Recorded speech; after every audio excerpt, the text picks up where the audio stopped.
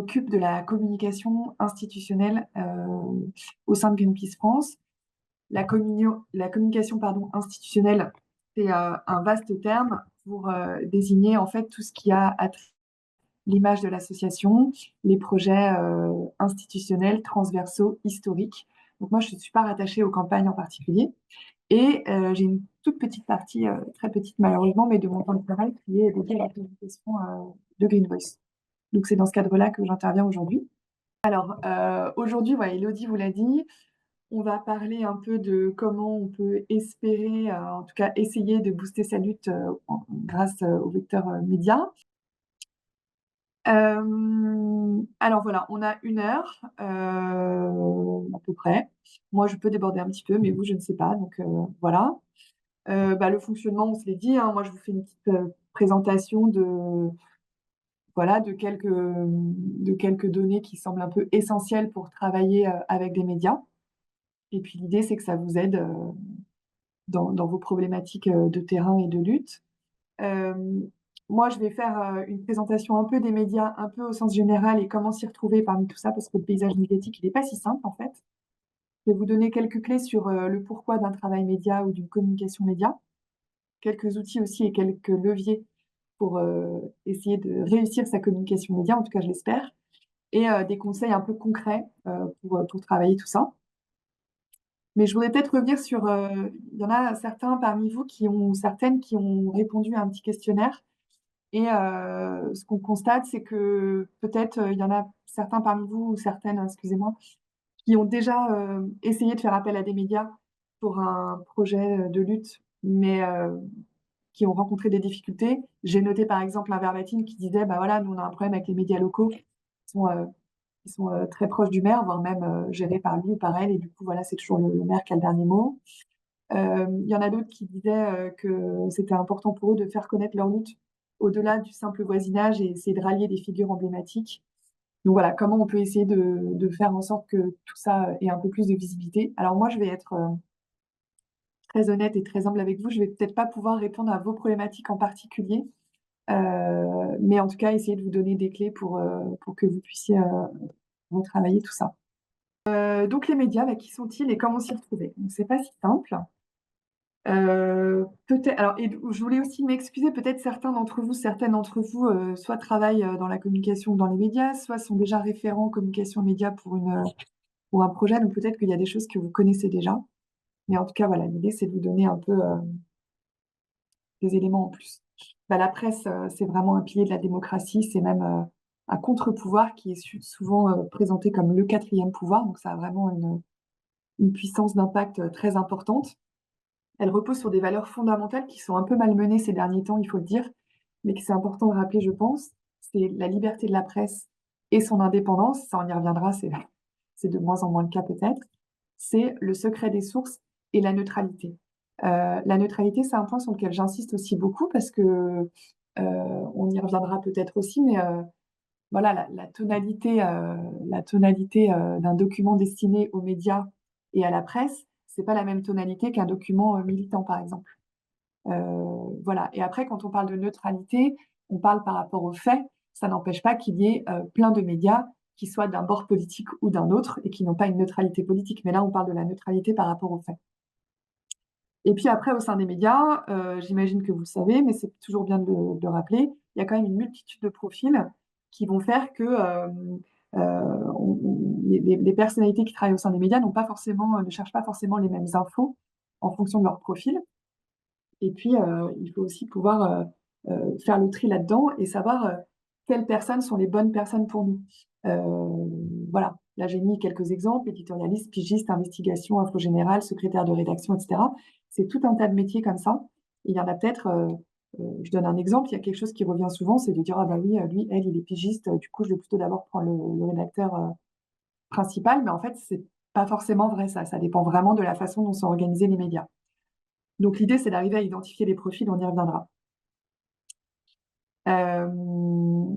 Et donc le paysage médiatique, c'est difficile de parler des médias en général puisque le paysage, il est pluriel. 3 petites captures d'écran pour vous montrer. Mais voilà, et du coup, l'enjeu, ça va être de comment on va choisir les médias à qui on veut parler, Pour ça, on va devoir définir nos objectifs, l'audience qu'on veut cibler et mettre en place une stratégie de communication adaptée. Les objectifs, c'est quoi? Faire connaître sa lutte, par exemple, c'est un objectif, mais qui est très large. Dans le détail, ça veut dire quoi? Est-ce que c'est un aspect de la lutte? Est-ce que c'est une avancée précise? Est-ce que c'est, etc. Donc l'idée, c'est de définir le plus précisément possible ce qu'on aimerait faire passer comme message et à qui on veut le faire passer. Euh, euh, si je dis, par exemple, on veut le dire à tout le monde, enfin au plus grand nombre de personnes, au grand public, ok, c'est clair, mais c'est très large aussi. En revanche, si on dit, ben, on veut le dire à des gens qui sont plutôt possiblement militants mais pas encore engagés, ou alors justement, on veut le dire à des gens qui sont d'un bord complètement différent, etc. Tout ça va déterminer un peu la façon dont on va mettre en place la stratégie de communication. Au niveau local, j'imagine que beaucoup d'entre vous le font déjà, mais l'idée, c'est de bien connaître le paysage médiatique local. Donc, la presse quotidienne régionale, mais aussi la presse territoriale municipale, et idéalement connaître les journalistes et les rubriques qui les intéressent, etc. Ça, c'est hyper important parce qu'au niveau de la presse quotidienne régionale, les journalistes, ils n'ont pas forcément les mêmes spécialités qu'au niveau de la presse nationale. Voilà, et j'ai rajouté quelque chose qui me semble aussi important, c'est que est-ce qu'on doit répondre à toutes les demandes médias? Alors, moi, je pense que non, même si parfois c'est tentant d'aller vers un média parce qu'on se dit ah ouais, mais ça va donner de la visibilité. Oui, mais il faut quand même avoir en tête qu'on a le droit de refuser des interviews si on pense voilà, si on pense que les conditions d'un débat ouvert ou d'un traitement équitable ne sont pas réunies. Et ça, c'est vraiment un point hyper important, plutôt que d'aller finalement se tirer une balle dans le pied parce que les dés sont biaisés à l'avance, quoi. Alors, les médias locaux, en général, ils recherchent du local. Ça fait un peu évident de le dire comme ça, mais c'est vraiment la loi du kilomètre. Donc du coup, c'est vrai qu'un média local, il va rechercher du local et il va être dans un périmètre assez précis. Et ils vont rechercher aussi de l'inédit, quelque chose qui n'a pas déjà été dit par le média concurrent, etc. Ce qui fait l'événement, ce qui fait l'actu. On y reviendra aussi, mais l'idée, c'est de leur apporter des nouvelles informations. Ce que vous pouvez leur fournir, c'est de l'action, une mobilisation, un événement, un rassemblement, une réunion publique, etc., de l'image, un point de vue original qu'ils n'ont pas déjà eu ou qui va être étoffé par rapport à celui qu'ils ont déjà eu, un scoop, une exclusivité, j'en parlais juste au-dessus, quelque chose d'un peu inédit, des éléments nouveaux, et aussi et surtout, je dirais, une relation de confiance. Euh, En fait, c'est assez facile, je pense, votre expérience serait intéressante là-dessus, mais d'obtenir les coordonnées des journalistes et d'avoir le numéro de X ou Y qui travaille dans tel média. En revanche, ce qui est peut-être moins facile, c'est que ces journalistes-là aient vos coordonnées et savent que là, c'est Nino ou Liliane, je prends ces exemples parce que c'est les deux noms que je vois là dans mon petit écran, qui les appellent et donc ils vont décrocher parce qu'ils savent que c'est pour quelque chose qui va les intéresser, etc. Donc ça, c'est hyper important. Et la relation de confiance, ça se construit, ça se bâtit. On pourra y revenir aussi, mais l'idée, c'est pas forcément de contacter les journalistes juste quand on a quelque chose à leur demander, mais c'est d'entretenir la relation. Euh, alors, les journalistes, ils ont pas mal de contraintes, qu'ils soient journalistes au niveau local ou au niveau national. En fait, franchement, c'est à peu près les mêmes contraintes. Déjà, la contrainte principale, c'est l'actualité et la concurrence des informations. On peut avoir tout prévu, tout organisé, euh, tout bien ficelé en amont. Si votre super projet, votre super exclusivité arrive au moment où le pape décède, et ben forcément, elle passera à la trappe. Et ça, c'est pas parce que vous avez mal géré ou que le journaliste a mal géré, c'est vraiment un concours de circonstances. Donc ça, malheureusement, on peut rien faire. Nous, on est confrontés à ça quotidiennement, je dirais. Et on espère toujours très fort que le jour où on prévoit quelque chose un peu d'envergure, c'est pas le jour où Johnny Hallyday va être annoncé mort aux infos, quoi. Parce que sinon, on sait que pendant des jours et des jours, c'est foutu. Comme beaucoup de gens, ils ont aussi un manque de temps et une surcharge de travail. Donc c'est pour ça que c'est important d'aller directement à l'essentiel. Ils ont aussi une contrainte qui est à double tranchant, c'est l'anticipation. C'est-à-dire que, évidemment, ils préfèrent quand c'est anticipé, que les choses sont anticipées, ouais. Et en même temps, parfois, ils ont aussi de la place à la dernière minute, surtout au niveau local. Donc ça, c'est quelque chose qui se travaille aussi, quoi. Et vous, je sais que vous pouvez pas non plus toujours tout anticiper, parce que parfois, nous aussi, on a du manque de temps, on a un manque d'informations parfois, etc. Donc voilà. Et enfin, ils ont aussi, pour certains d'entre eux, des pressions, qu'elles soient financières depuis les annonceurs. Ils ont plein de pressions et ça va vraiment pas en s'améliorant puisque la valorisation, je mets des guillemets, mais voilà, des médias aujourd'hui en France fait qu'il y a de plus en plus de pression politique notamment. Donc c'est de moins en moins facile de pouvoir émerger dans ce paysage. Alors là, je vous ai mis un schéma un peu global des principaux médias dans les principales régions de France. Je m'attarde pas là-dessus, mais je pourrais vous envoyer les infos si ça vous intéresse. On voit bien que c'est quand même détenu par des gros groupes un peu dans plein de régions comme ça. Et ça, c'est aussi quelque chose que je vous invite à aller voir. C'est un schéma que vous connaissez peut-être déjà, qui a été fait par Le Monde Diplo et la Crimed, et qui est vraiment le qui possède quoi dans le paysage médiatique français. C'est hyper intéressant puisque vous voyez que c'est que quelques personnes ou familles ou groupes qui possèdent tout, quasiment tout, les médias. Au-delà du fait que ce soit un peu vertigineux comme carte, ça permet aussi de comprendre toutes les ramifications qui se passent entre chacun et du coup aussi les penchants politiques, etc. Donc c'est hyper intéressant. Je m'attarde pas, mais je pourrais vous transmettre si besoin. Alors, pourquoi communiquer auprès des médias? Pardon. Eh bien, pour faire connaître ou pour vulgariser une lutte, par exemple, pour encourager des gens à rejoindre votre collectif, ou pour gagner des choses concrètes dans cette lutte. Donc ça, c'est un peu les points qu'on a pu identifier. Communiquer à propos de quoi? Eh ben, un combat, une lutte, des idées, des actualités ou une identité. Quand je dis une identité, c'est une identité d'un projet, d'une organisation, d'un collectif. Parfois, ça peut être intéressant, on y reviendra aussi un petit peu après tout à l'heure, mais d'incarner un peu plus la lutte et qu'au-delà des demandes politiques, du combat lui-même, etc., ça peut être intéressant d'avoir des éléments de communication concrets à transmettre sur qui on est vraiment et qui on représente à travers cette lutte. Alors moi, j'ai identifié 4 grands groupes de personnes auprès de qui communiquer. À la fois le réseau, on va dire dans un cercle plutôt semi-proche. Le grand public, donc là c'est pareil, on peut affiner les audiences, mais là j'ai mis ça de manière large, c'est-à-dire le grand public, les gens lambda, quoi. Les décideurs, donc là quand on parle de décideurs, on parle de décideurs politiques, et les médias, qui eux vont être un vecteur de transmission auprès du grand public et des décideurs essentiellement. J'avance un peu vite parce que je sais qu'on n'a pas beaucoup de temps, mais n'hésitez pas à m'interrompre. Alors, à quoi ça sert les relations médias? Les relations médias, c'est vraiment une caisse de résonance. Parfois, alors parfois non évidemment, mais parfois un article, un petit post sur un réseau, un petit encadré, etc. Ça permet de toucher des milliers et parfois même des millions de personnes.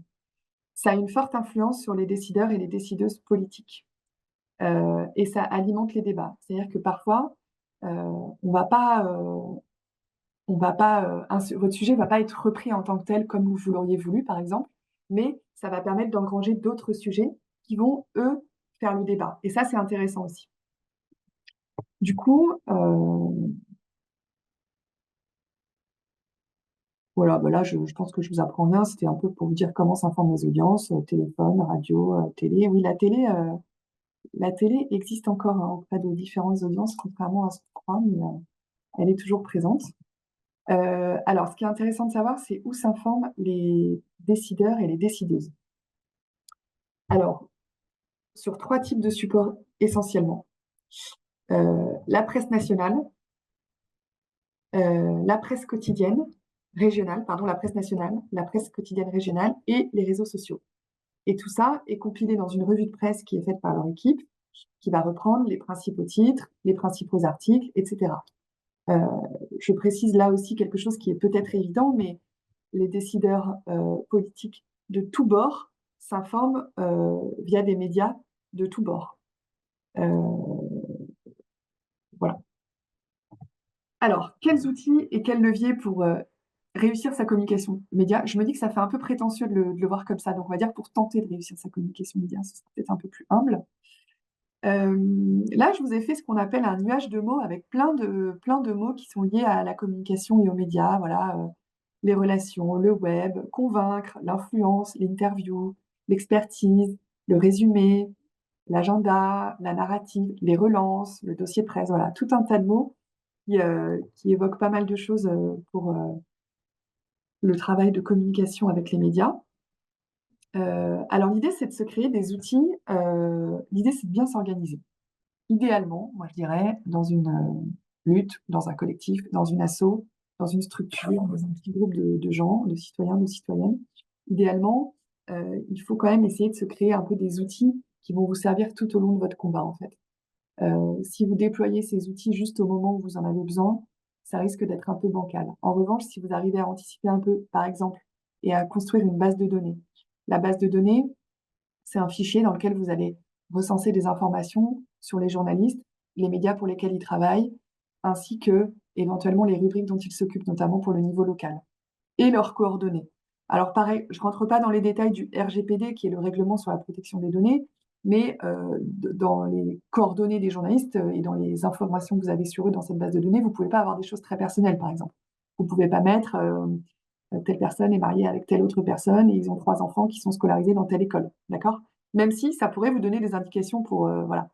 Mais non, c'est pas l'objet. L'objet, c'est d'avoir vraiment des informations factuelles. Dans les outils internes, l'idée aussi, c'est que vous prépariez sur votre sujet, votre lutte, votre projet, voilà, des lignes de communication. Nous, on appelle ça le Q&A, qui est un terme anglais qui signifie Questions and Answers. Et l'idée, c'est de préparer ce document en essayant de se poser la quasi-totalité des questions que pourraient se poser les gens. Des choses qui sont évidentes pour vous parce que vous êtes la tête dans le guidon, dans votre lutte, etc., ça ne l'est pas forcément pour l'extérieur, même le b.a.-ba. Donc l'idée, c'est de recenser toutes ces questions et d'y apporter des réponses écrites. Comme ça, le jour où on vous les pose, vous les avez, les questions. Il n'y a aucune question bête, il n'y a aucune question stupide, et le journaliste, il va avoir besoin d'infos. Donc c'est d'avoir des questions avec des réponses toutes prêtes et avoir des sources aussi. Vous allez pouvoir sourcer toutes vos infos. Mettre en place une stratégie de communication, ben ça, c'est vraiment l'idée de déployer un peu sa stratégie avec différents canaux, différentes audiences, différents outils, voilà. Du média training ou de la revue de presse, on y reviendra aussi un petit peu plus tard. Et puis, le média training, en 2 mots, c'est le fait de s'entraîner à répondre à des questions de médias. Donc, ça veut dire qu'il faut que vous ayez identifié une personne au sein de votre collectif ou de votre asso, etc., qui va être à même d'endosser le rôle de porte-parole de la lutte. Et la revue de presse, c'est hyper important, c'est souvent négligé, mais c'est vraiment, en gros, le catalogue de toutes les retombées médias, presse que vous avez eues sur votre projet. Et en fait, souvent, on ne le fait pas parce que souvent, ça vient après, souvent, on n'a plus le temps, souvent, on passe à autre chose, on est déjà... Mais en fait, c'est hyper important, non pas pour s'auto-congratuler ou se satisfaire ou quoi, mais dans une perspective d'archivage d'une part, mais je mets un peu des guillemets, mais de preuve aussi d'autre part de ce que vous avez eu et du suivi de la lutte. Ça, c'est hyper important. Et après, il y a des outils que moi j'appelle des outils externes, donc qui sont à destination justement des médias, par exemple. Le communiqué de presse. Donc, le communiqué de presse, c'est un document qui donne les informations aux médias dont ils ont besoin pour être informés. C'est un document très factuel, comme je le disais tout à l'heure. C'est pas un document militant, c'est pas un tract. Donc la tonalité, elle est vraiment un peu différente. Je sais que c'est tentant d'orienter beaucoup les choses, et c'est normal que ça le soit un petit peu, mais il faut garder un peu la mesure des choses. Et le journaliste, de toute façon, si c'est un bon journaliste, il va aller un peu chercher. Il va aller chercher la contradictoire, il va aller chercher les avis opposés, etc. Et il va faire son boulot en faisant ça. C'est plutôt des bons journalistes qui font ça. Et vous, votre boulot, ça va être de répondre aux questionnements qu'il va pouvoir avoir sur votre point de vue. Un peu plus étoffé qu'un communiqué de presse, on a un dossier de presse. Alors, le dossier de presse, c'est un document. En général, un communiqué de presse, pardon, je reviens juste en arrière, mais on essaye de faire en sorte qu'il ne soit pas très long. une page à 4 maximum, on se dit. Alors, il y a toujours des exceptions. Parfois, c'est plus court et c'est pas du tout grave. Et parfois, c'est un petit peu plus long et c'est pas grave non plus. Mais voilà, l'idée, c'est de se baser sur une page à 4. Après, ça fait trop d'infos. Le dossier de presse, lui, c'est un document qui va plus loin et qui peut faire plusieurs pages, qui va être étoffé avec des photos, des ressources, qui peut comporter des encadrés spécifiques pour donner des infos sur, je sais pas moi, un encadré spécifique sur où on en est juridiquement dans le projet, qui va pouvoir comporter des interviews de gens qui sont de parties prenantes du projet, etc., etc. Donc le dossier de presse, c'est un plus gros boulot. On n'a pas toujours le temps d'en faire. Et si on en fait un, en tout cas, c'est mieux de le faire et de le transmettre bien en amont, pour le coup, d'une mobilisation, d'un rendez-vous, quoi. Parce que si on passe beaucoup de temps à faire un dossier de presse qui va être un beau document avec beaucoup de fonds, mais qu'on l'envoie le jour J et que 24 heures après c'est terminé, vraiment, c'est pas tellement la peine. Vous pouvez avoir aussi des rapports d'expertise, des rapports de scientifiques, etc., donc qui ne sont pas forcément faits par vous, mais que vous pouvez vous transmettre aux journalistes. La mobilisation aussi est un outil, c'est-à-dire que mobiliser sur le terrain des personnes, etc., c'est un outil aussi pour appâter, je dirais, les journalistes et les médias. Il y a aussi des conférences de presse. Alors peut-être que c'est plus rare à votre échelle, encore que ça m'intéresse de savoir si c'est le cas ou pas, mais les conférences de presse, voilà, c'est l'idée de réunir plusieurs journalistes, idéalement, sur un sujet donné. Nous, par exemple, chez Greenpeace, on le fait peu, mais on le fait un petit peu, et quand on le fait en interassociation. C'est-à-dire que nous, juste pour nos sujets à nous, nos campagnes Greenpeace, on le fait vraiment pas, ou très rarement à la marge. Mais par contre, quand on est en interassociation, en interorga, avec du coup d'autres personnes, ben, on est plus nombreux pour organiser, on est plus fort, etc. Donc du coup, ça a plus de sens et ça fait aussi plus d'interlocuteurs et d'interlocutrices pour échanger avec les journalistes. Et voilà, des tribunes, des photos, enfin tout ce qui peut concourir à donner de la matière et de la visibilité est intéressant de toute façon pour un journaliste. Alors après, voilà, tout à l'heure, je vous parlais de stratégie de communication. Là, l'idée, c'est de vous donner vraiment les composantes essentielles d'une stratégie de communication. On en a déjà un petit peu parlé, mais en gros, identifier des messages essentiels. Encore une fois, si vous vous dites, voilà, moi, mon message, c'est que il y a tel projet d'autoroute et machin, et on veut le dénoncer. Ok, super, mais dans le détail, c'est quoi les messages?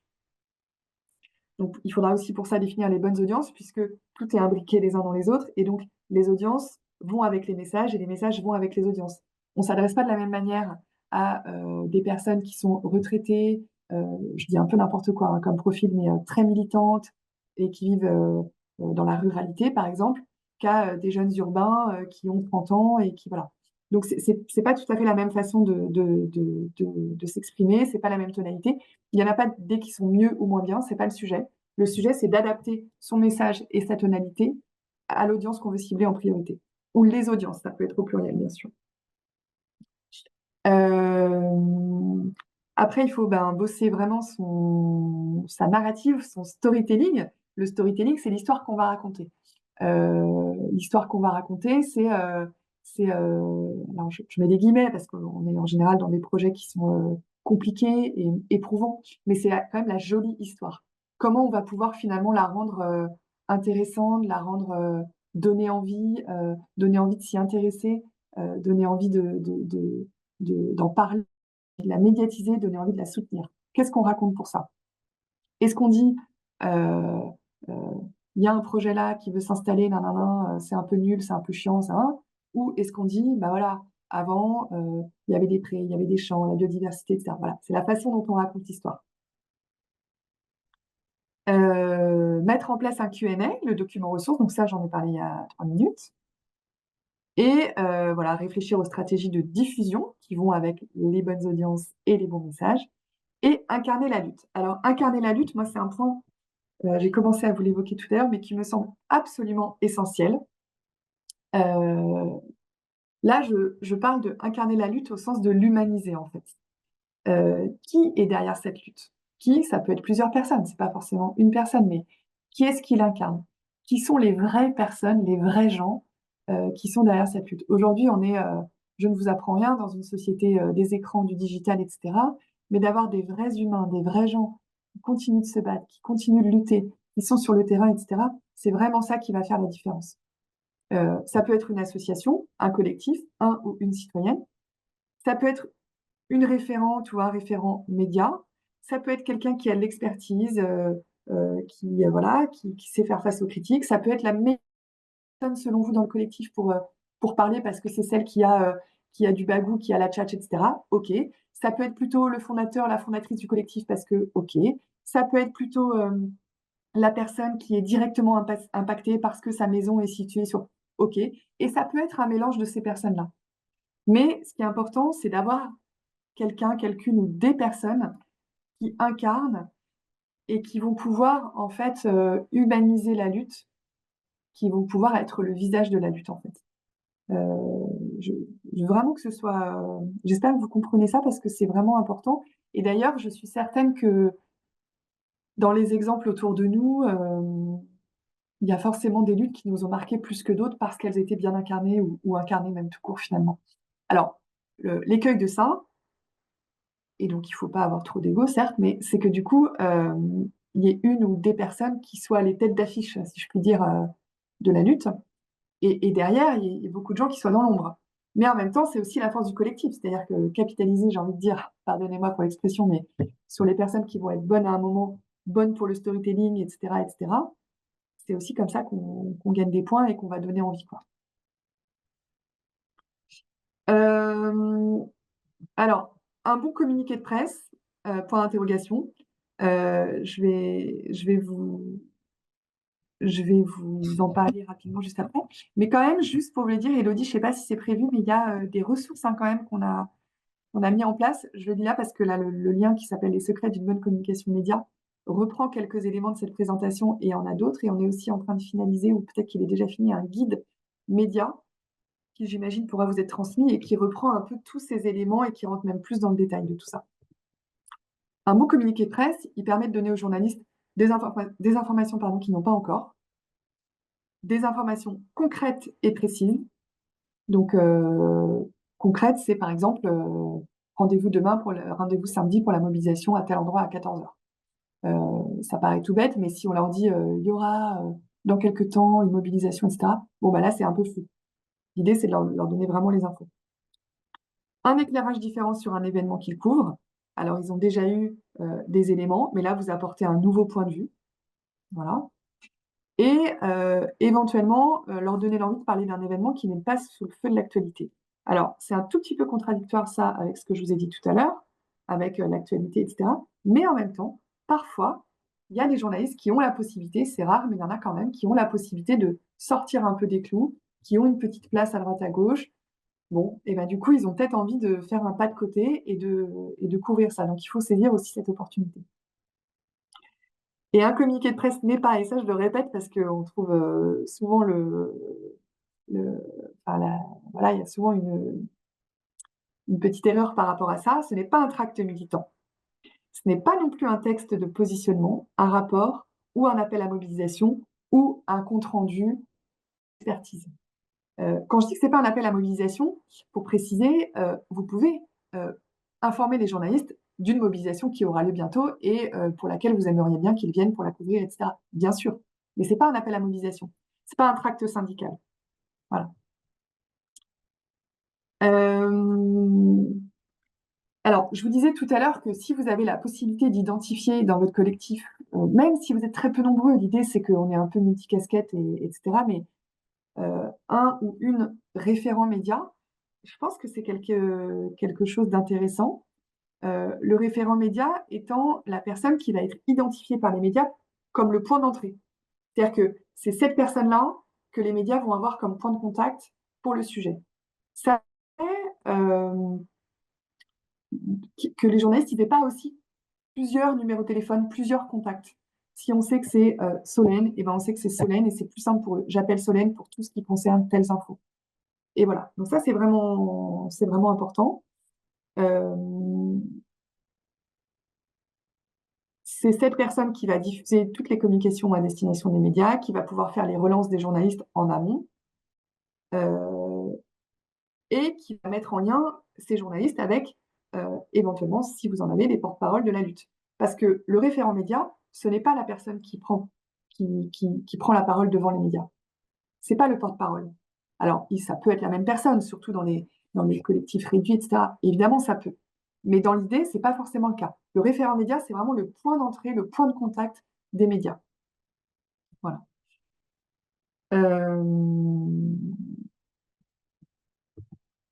On parlait tout à l'heure de média training. Le média training, qu'est-ce que c'est?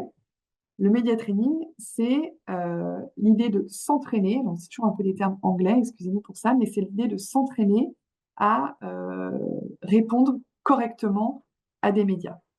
Donc, c'est pas simple, ça se travaille. Peut-être que c'est plus simple quand on fait pas de direct parce qu'on sait que ça va être enregistré et donc possiblement monté. Peut-être que c'est moins simple quand on fait du direct et en même temps du direct ça peut arriver aussi. Donc voilà. Donc il y a plusieurs choses pour s'y préparer. En amont de l'interview, on peut déjà, enfin on doit déjà, je crois, se renseigner sur le média et le format de l'interview. Quel type de média, pour quelle rubrique, quel bord politique, c'est toujours intéressant. Se renseigner aussi sur le ou la journaliste et sur le format. Est-ce que c'est une capsule vidéo? Est-ce que c'est une interview radio? Est-ce que c'est une interview écrite? Je dois répondre à des questions, etc. Bien avoir en tête le Q&A. L'idée aussi du Q&A dont on parlait tout à l'heure, le Questions and Answers, c'est que ça va vous servir à vous-même pour pouvoir répondre à plein de questions. Et alors, un truc qui est hyper dur, mais identifier une info qu'on veut faire passer. Alors, j'ai mis une en gros, ça peut être deux éventuellement. Mais l'idée, c'est d'apprendre à ne pas vouloir tout dire et tout donner. En fait, on est tenté tout le temps de dire oui, mais il y a ça, mais il y a ça. Puis en plus, quand on tire le fil, voilà, en fait, ça déroule, etc. Mais l'idée, c'est que il faut avoir une info qu'on veut donner, qu'on veut faire passer et que du coup, on va leur marteler comme ça. S'entraîner à construire son message sur la base des 5 W. Ça, je ne sais pas si vous connaissez cette technique, les 5 W, donc en anglais, what, why, who, when, where. Donc quoi, pourquoi, qui, où, comment, etc. En fait, ça, c'est hyper intéressant pour s'entraîner à dérouler son message en allant à l'essentiel. Pour ça, il faut s'entraîner, s'entraîner, s'entraîner, répéter. Un point que je trouve crucial aussi, c'est de bien être au clair avec soi-même et de définir ses lignes rouges en amont. En amont, sur quel terrain je ne veux pas aller. Parce que les journalistes sont des personnes malignes et qui vont peut-être vouloir, et pas forcément d'ailleurs dans la malveillance, parfois c'est vraiment de manière assez sincère, etc., mais qui vont peut-être vouloir vous interroger. Et au fait, vous pensez quoi de la montée de l'extrême droite dans la commune, etc. Et au fait, vous pensez quoi de ce qu'a dit, etc. Là, je pense qu'il faut que vous soyez clair en amont avec vous-même. Vous avez défini vos lignes rouges. Vous répondez, je ne réponds pas à cette question.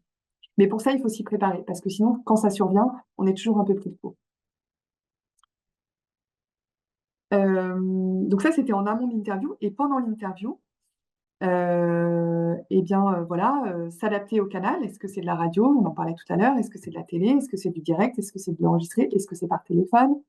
Est-ce que c'est en présentiel? Est-ce que voilà. Donc il y a plein de choses comme ça.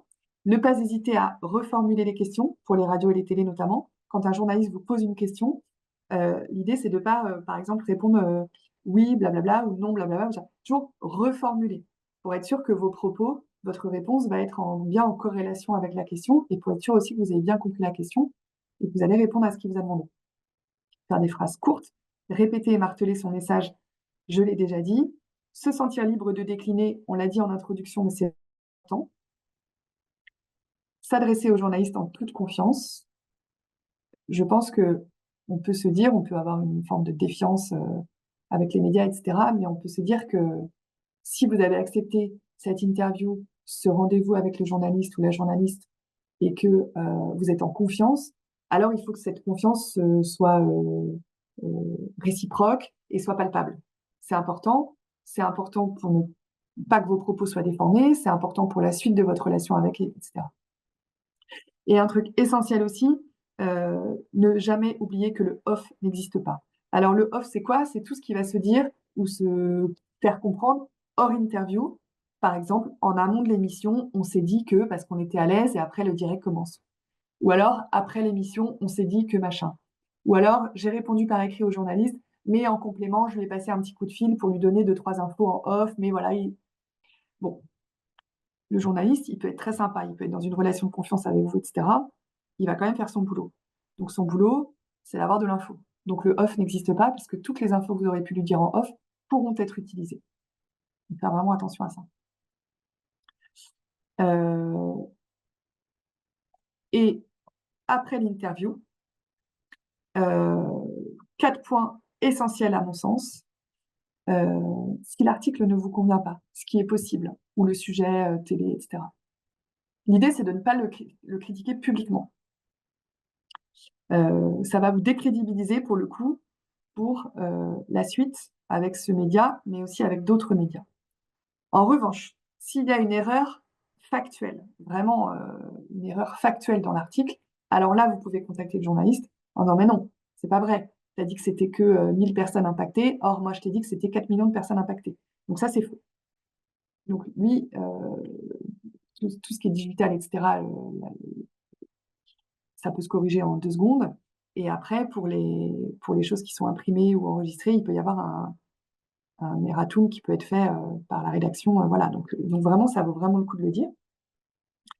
Vous dire aussi que c'est souvent méconnu comme info, mais le fameux droit de relecture n'est pas un droit, donc ça n'existe pas. En fait, quand vous vous entretenez avec un journaliste, alors je parle bien sûr quand c'est pas du direct ou quand c'est pour un article écrit là, quand vous vous entretenez avec un journaliste, vous n'avez aucun droit de relecture. Et ça, c'est tout le monde en fait. Il n'y a aucun droit de relecture, sauf si c'est dealé en amont expressément, mais c'est rarissime. Peut-être qu'Emmanuel Macron a un droit de relecture, c'est probable, mais vraiment, peu de personnes ont un droit de relecture. Donc du coup, il y a vraiment une chance que vos propos soient peut-être un petit peu parfois erronés. C'est pas forcément déformé, c'est pas forcément volontaire, mais ça peut arriver. Ça peut arriver. Voilà. Et garder contact avec le journaliste. Garder contact avec le journaliste, on en parlait un peu tout à l'heure, mais c'est important. C'est important parce que c'est ça qui va permettre de construire une relation. Voilà. Je termine hyper rapidement avec le timing idéal pour communiquer. Et ça, pareil, c'est vraiment dans l'idéal et il ne faut pas s'y fier de manière stricte parce qu'on fait un peu ce qu'on peut avec les moyens qu'on a et avec le temps qu'on a et avec les infos qu'on a.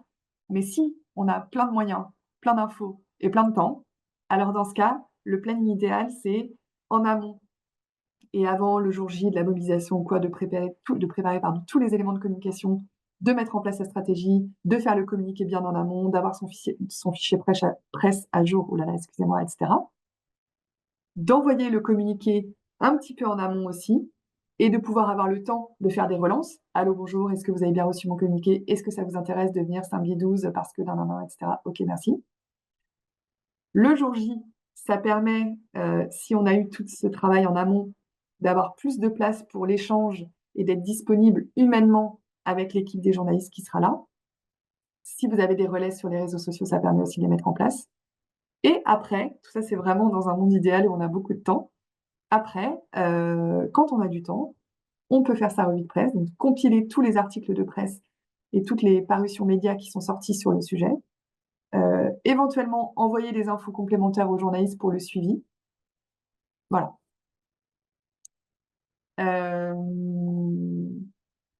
Je vais m'arrêter là parce que je vois l'heure qui tourne. Je suis désolée, j'ai eu l'impression de faire un speed dating de la formation média, mais je pense que c'est mieux que je m'arrête là.